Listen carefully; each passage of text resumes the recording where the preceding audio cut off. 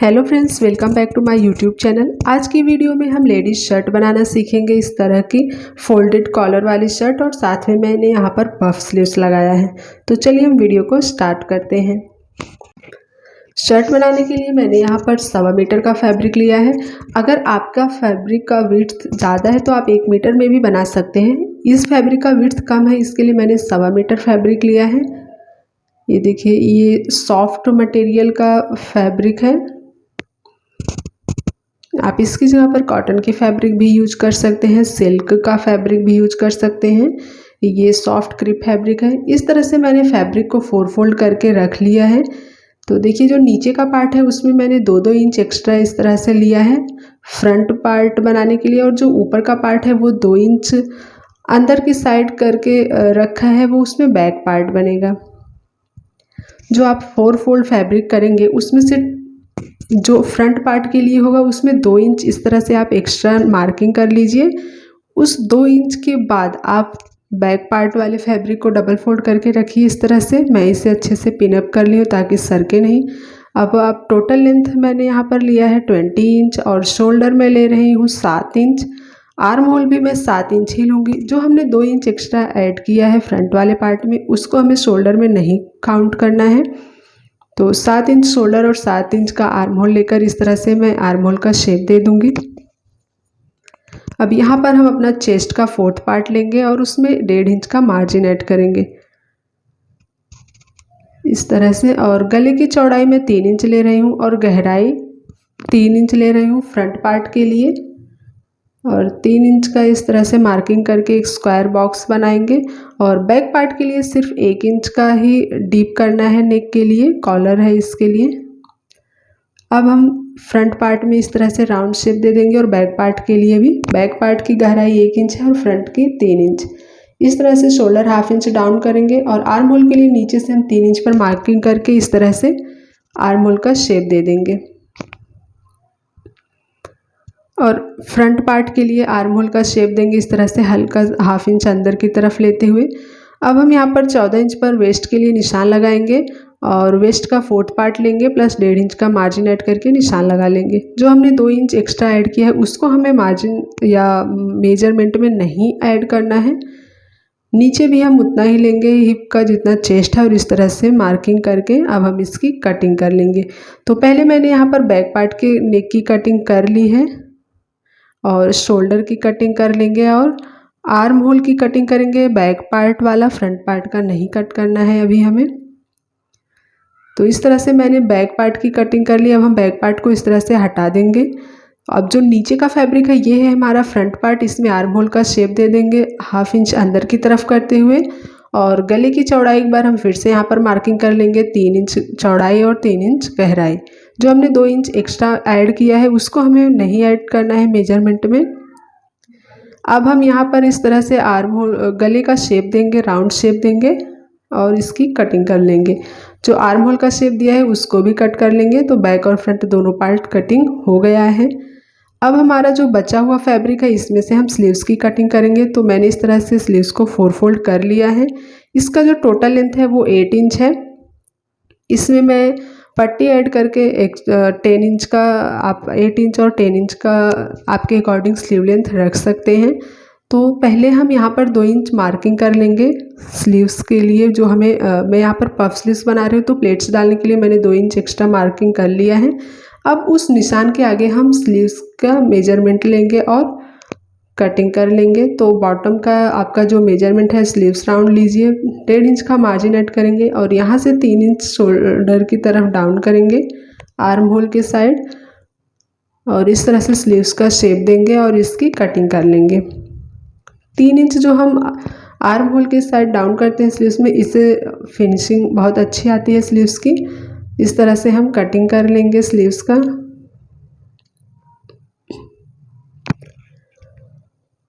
तो देखिए, इस तरह से नीचे भी मैंने मार्किंग कर लिया था, एक्स्ट्रा फैब्रिक को कट करके बराबर कर लेंगे। दोनों स्लीव्स कट गया। अब हम यहाँ नीचे 2 इंच की चौड़ी पट्टी ऐड करेंगे पफ बनाने के बाद, ये जो प्लेट्स है इसके नीचे। तो हमारा जो बचा हुआ फैब्रिक है उसको हम इस तरह से 4 फोल्ड करेंगे और अपने विड्थ के अकॉर्डिंग इसकी कटिंग कर लेंगे। तो देखिए जो हमने 2 इंच का एक्स्ट्रा ऐड किया है उसको हम मेजर नहीं करेंगे क्योंकि वो प्लेट्स में जाएगा। तो अब यहाँ पर मैं 3-3 इंच चौड़ी पट्टी कट कर रही हूँ जो ज्वाइंट करना है मुझे स्लीव्स में नीचे बॉटम में। तो दोनों स्लीव्स के लिए मैंने इस तरह से पट्टी कट कर ली है। ये देखिए ये एक पट्टी है और दूसरी पट्टी दोनों यहाँ पर इस तरह से फोल्ड करके यहाँ पर अटैच होगी और ये जो एक्स्ट्रा है वो उस प्लेट्स में जाएगा। तो देखिए कटिंग हो गई है। अब हम फ्रंट पार्ट लेंगे। तो फ्रंट पार्ट में हमने जो 2 इंच एक्स्ट्रा ऐड किया था, ये देखिए इस तरह से मैंने निशान लगाया था। दोनों को इस तरह से आमने सामने रखेंगे और जो 2 इंच हमने एक्स्ट्रा ऐड किया था वो काज बटन की पट्टी के लिए है। तो इस तरह से फोल्ड करेंगे, पहले 1/2 इंच फिर पूरा निशान तक फोल्ड करके एक सिलाई लगा लेंगे दोनों साइड। तो देखिए मैंने इस तरह से यहाँ पर सिलाई लगा ली है। आप इसमें अलग से भी पट्टी जॉइंट करके काज बटन पट्टी बना सकते हैं बट उसका फिनिशिंग इतना अच्छा नहीं आता है। अब हम शोल्डर अटैच कर लेंगे शोल्डर पे सिलाई लगा के। तो देखिए शोल्डर पे सिलाई लगा लिया है हमने। अब हमें यहाँ पर स्लीव्स अटैच करना है। तो स्लीव्स में हमें सबसे पहले जो हमने स्लीव्स कट किया है उसका सेंटर पार्ट निकालेंगे, इस तरह से निशान लगा लेंगे। उसके बाद स्लीव्स के सेंटर पार्ट को हम शोल्डर पर रखकर इसे पिन से अटैच कर लेंगे। उसके बाद ये जो साइड का है स्लीव्स और आर्म होल दोनों पर पिन लगाकर फिक्स कर लेंगे इस तरह से। तो हमने जो 2 इंच एक्स्ट्रा लिया था तो शोल्डर पर हमें आगे और पीछे मिलाकर 4 इंच तक का प्लेट्स देकर पफ बनाना है। तो देखिए मैंने इस तरह से जो एक्स्ट्रा स्लीव्स फैब्रिक बच रहा है उसमें हम छोटे छोटे यहाँ पर प्लेट्स डालेंगे। 2 या 3 प्लेट्स फ्रंट साइड में आएगा और उतना ही बैक साइड में भी आएगा। तो देखिए इस तरह से मैं प्लेट्स बना रही हूँ। दूसरी साइड भी देखिए हम इस तरह से प्लेट्स बना लेंगे। पहले हम साइड से स्लीव्स और आर्म होल को मिलाकर इस तरह से पिन अप कर लेंगे। उसके बाद जो बीच में एक्स्ट्रा फैब्रिक बचेगा उसी में हम प्लेट्स एडजस्ट करेंगे।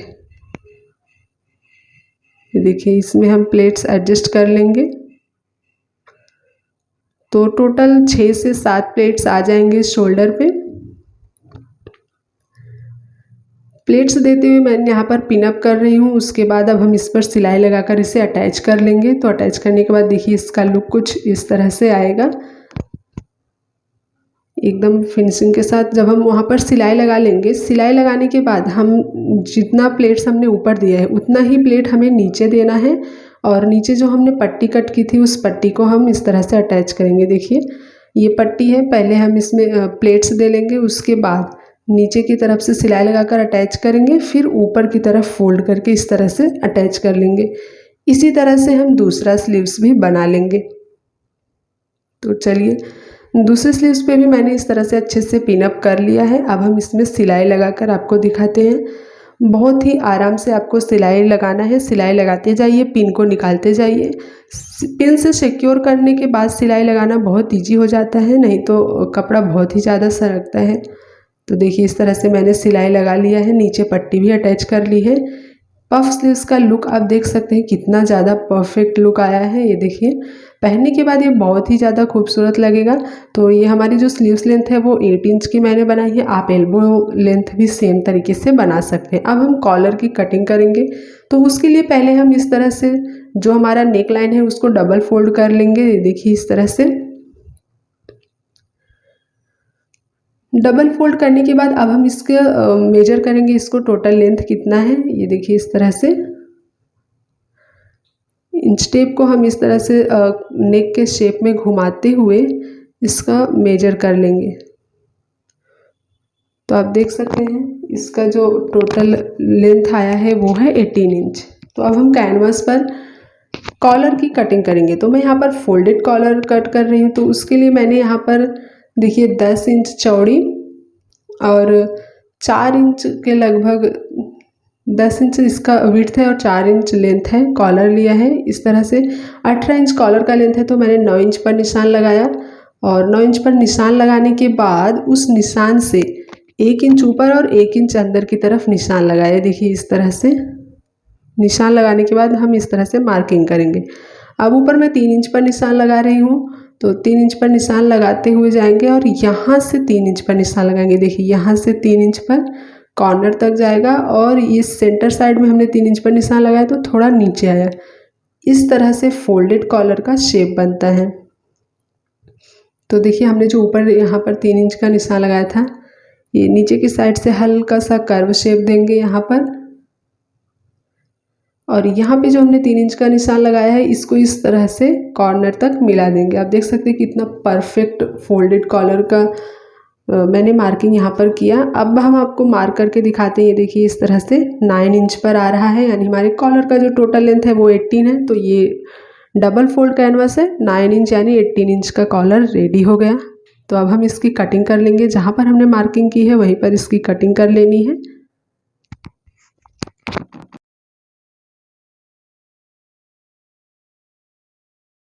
कटिंग करने के बाद देखिए आप इसका लुक एकदम रेडीमेड कॉलर की तरह लग रहा है ना। अब हम इसको जो हमारा बचा हुआ फैब्रिक है उसके ऊपर रख कर कट करेंगे। तो यहाँ पर मेरा थोड़ा फैब्रिक है, इसके लिए मैं अलग अलग कट करूँगी। फैब्रिक के 2 लेयर्स चाहिए हमें, कैनवस फैब्रिक के बीच में आना चाहिए। तो अभी मैं फर्स्ट लेयर कट कर रही हूँ। इस तरह से कैनवस को फैब्रिक के ऊपर रख कर हम हाफ इंच का मार्जिन रखते हुए हमें कटिंग करना है। अब ध्यान दीजिएगा, आपको कैनवस के चारों तरफ ½ इंच का मार्जिन रखना है। अब हम दूसरा लेयर भी कट कर लेंगे। देखिए कैनवस हमारा ऊपर है और जो दोनों फैब्रिक है वो नीचे की तरफ है। ½ इंच का मार्जिन रखते हुए हम इसकी कटिंग कर लेंगे। कटिंग करने के बाद अब हमें इस तरह से सिलाई लगाना है। देखिए नीचे की तरफ सिलाई नहीं लगाना है, यहाँ से हम शुरू करेंगे और जो इस तरह से राउंड शेप है, फिर ऊपर की तरफ कॉर्नर है। ये देखिए इस तरह से सिलाई लगाते हुए हमें एकदम किनारे, कैनवस के किनारे से सिलाई लगाना है। ये देखिए इस तरह से कॉलर के नीचे की तरफ सिलाई नहीं लगाएंगे हम। यहाँ पर इस तरह से हम जो हमने राउंड शेप दिया है वहाँ पर सिलाई लगाकर इसे अच्छे से ब्लॉक कर लेंगे। उसके बाद अब हम हल्का हल्का नॉच लगाएंगे जहाँ पर हमारा कर्व शेप है और कॉर्नर है। ज़्यादा एक्स्ट्रा फैब्रिक है तो आप उसको कट करके निकाल सकते हैं, नहीं तो कॉलर में फिनिशिंग नहीं आएगी।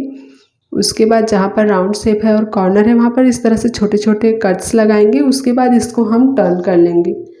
ये देखिए इस तरह से, और नीचे की साइड हम ½ इंच का मार्जिन रखेंगे कॉलर अटैच करने के लिए। उसके बाद अब हम इस तरह से कॉलर को राइट साइड पर टर्न कर लेंगे और किसी नुकीली चीज़ से आप इसके कॉर्नर को एकदम अच्छे से फिनिशिंग के साथ आप इसको निकालिएगा, क्योंकि कॉलर जितना अच्छा आपका रहेगा उतना अच्छा शर्ट का लुक आएगा। तो देखिए इस तरह से अब हम एक टॉप स्टिच दे देंगे ऊपर से, आप प्रेस भी कर सकते हैं। टॉप स्टिच देने के बाद ये अच्छे से बैठ जाएगा कॉलर। ये देखिए इस तरह से पूरे कॉलर में हमें एक एक सिलाई लगा लेनी है। दोस्तों अगर वीडियो पसंद आए तो लाइक ज़रूर कीजिएगा और अपने फैमिली फ्रेंड्स के साथ ज़रूर शेयर कीजिए। वीडियो आपको कैसा लगा कमेंट के माध्यम से हमें ज़रूर बताइएगा। और अगर आप हमारे चैनल पर पहली बार आए हैं तो चैनल को सब्सक्राइब करना मत भूलिएगा। इस तरह से एक टॉप स्टिच देंगे कॉलर के ऊपर।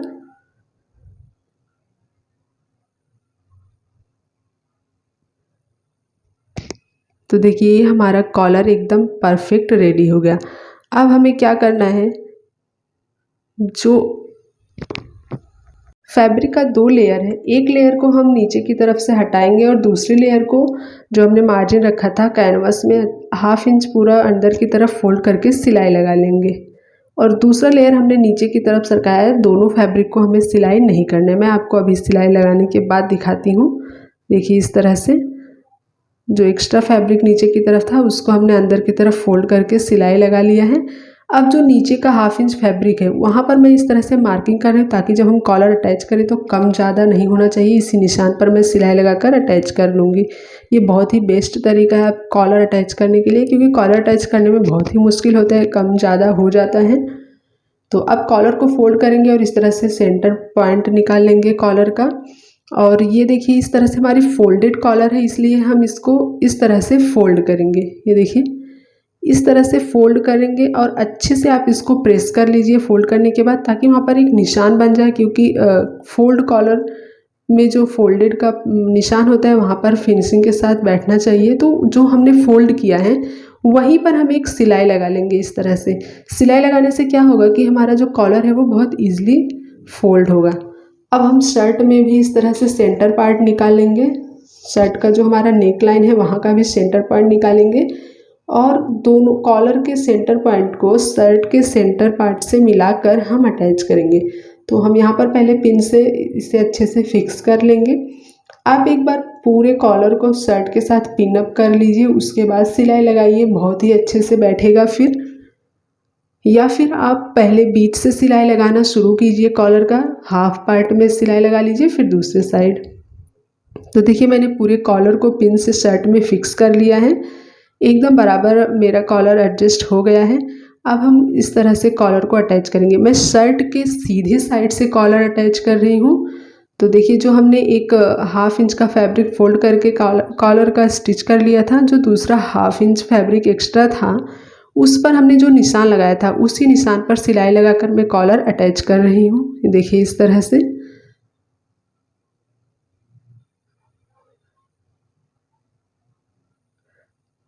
इस तरह से हमारा जो कॉलर है वो अटैच हो गया। अब हम रॉन्ग साइड पे इस तरह से कॉलर को फोल्ड करके एक टॉप सिलाई लगा देंगे इस तरह से। ये देखिए आपको देखने में समझ में आ रहा होगा कितनी फिनिशिंग के साथ कॉलर अटैच हो रहा है। बहुत ही ईजी तरीके से कॉलर अटैच हो जाएगा। तो देखिए कॉलर अटैच करने के बाद ये है मेरे शर्ट का फाइनल लुक। स्लीव्स अटैच कर दिया, कॉलर अटैच कर दिया, काज बटन पट्टी बनाया था उसमें मैंने काज बना दिया और बटन लगा दिया। तो अब आप देख सकते हैं इस शर्ट का फाइनल लुक है। ये देखिए नीचे जो वेस्ट लाइन है वहाँ पर मैंने फैब्रिक को अटैच करके अंदर की तरफ फोल्ड कर लिया है। ये कॉलर का लुक आप देख सकते हैं कितना ज़्यादा फिनिशिंग के साथ बैठा है। बहुत ईजी तरीके से आप इस तरह के कॉलर शर्ट बना सकते हैं, लेडीज़ के लिए भी और जेंट्स के लिए भी। बॉटम में मैंने इस तरह से पट्टी को अटैच करके अंदर की तरफ टर्न कर लिया है। स्लीव्स देख सकते हैं आप कितना परफेक्ट लुक आया है इसका। काज बटन मैंने कर लिया है शर्ट में। तो हमारा शर्ट बनके रेडी हो गया है। वीडियो आपको कैसा लगा कमेंट के माध्यम से ज़रूर बताइएगा। वीडियो देखने के लिए आपका बहुत बहुत धन्यवाद। ऐसे ही और डिज़ाइंस के लिए और वीडियोज़ के लिए हमारे चैनल को सब्सक्राइब कर लीजिए और बेल आइकन को प्रेस कर लीजिए।